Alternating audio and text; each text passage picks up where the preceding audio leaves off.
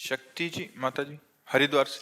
माता जी, संत महात्मा जी का महाराज जी आंतरिक साधना की रुकावट सी बनी हुई है महाराज जी, इसे कैसे दूर? या तो वैष्णव अपराध हो गया कोई, और या फिर खान पान में गड़बड़ी है। दो चीजों में देख लो।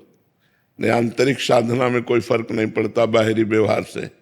या तो किसी संत के प्रति अपराध बन गया है, चाहे वो मानसिक हो, चाहे वो वाचिक हो, चाहे शारीरिक हो, तो आपका भजन रुक जाएगा।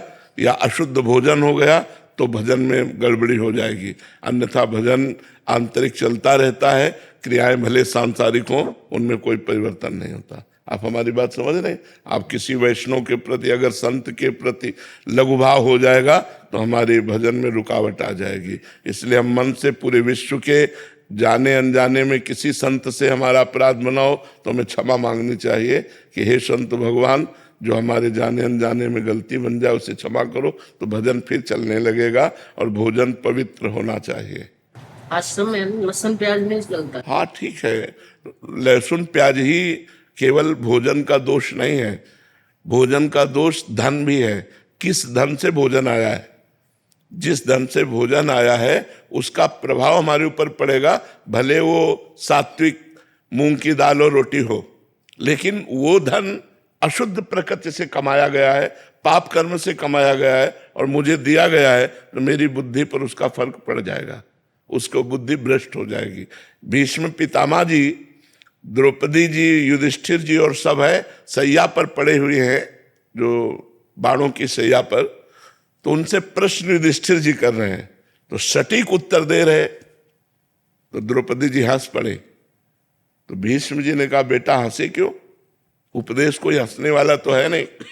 तो उनका इसलिए हंस रहे कि बहुत ज्ञान की बातें कर रहे हो इस समय, और उस समय ये ज्ञान तुम्हारा कहाँ गया था जब सभा में मुझे निर्वस्त्र किया जा रहा था और मैं चीख चीख के कह रही थी क्या ये धर्म है।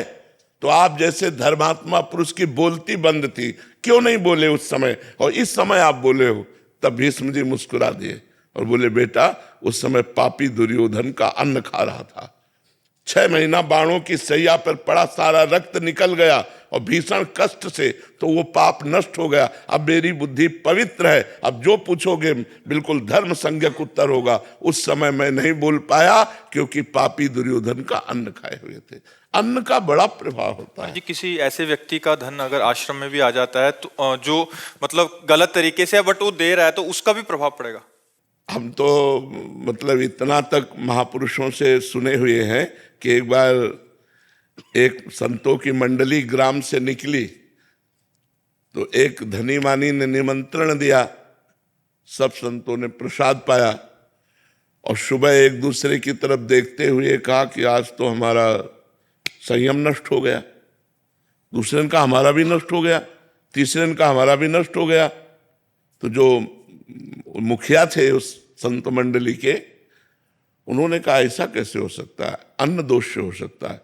तो उसको बुलाया जिसने पवाया था, तो उसने बताया कि हमारे संतान नहीं है, हम कामना से युक्त होकर के आपको पाए, तो सबका ब्रह्मचर्य नष्ट हुआ। मतलब भोजन का इतना बड़ा प्रभाव है कि धन भी पवित्र है, लेकिन आपकी कामना बनाते समय किस भाव में है, वो उसका प्रभाव होता है। तो हम लोगों को ये देखना है कि थोड़ा हमारा जो लेने का ढंग है, अब जैसे अपने यहाँ है तो बिल्कुल भगवान के आश्रित है। अगर आप 100 रुपया निकाल के रखते हैं तो हम यही समझते हैं मेरे भगवान ने इसे प्रेरित किया है, क्योंकि मुझे पता है यहाँ वही दे सकता है जिसको श्री जी प्रेरित करेंगी।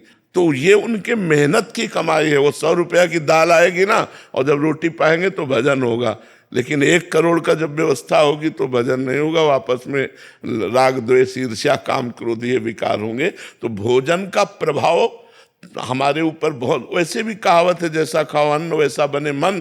तो अन्न कहाँ से खरीदा गया, किस पैसे से लाया गया, किस भावना से बनाया गया, उसका भी प्रभाव पड़ता है। इसलिए हम कहते हैं कि ज़्यादा बाजार की चीज़ें भजन करने वालों को बनी बनाई नहीं पाना चाहिए, क्योंकि वो बनी बनाई तो अच्छी दिखाई दे रहे हैं, लेकिन बनाते समय उसकी प्रक्रिया शुद्धि अशुद्धि, वो लघुशंका करके बिना हाथ धोए बना रहा है, उसकी शुद्धि अशुद्धि, उसके भाव वो सब प्रभाव भोजन में पड़ता है। वैसे ही हमारी प्रकृति स्वभाव बन जाता है जैसा भोजन होता है। तो हमें दो जगह देखना चाहिए, यदि हमारा आंतरिक भजन रुके, किसी वैष्णव का अपराध या भोजन।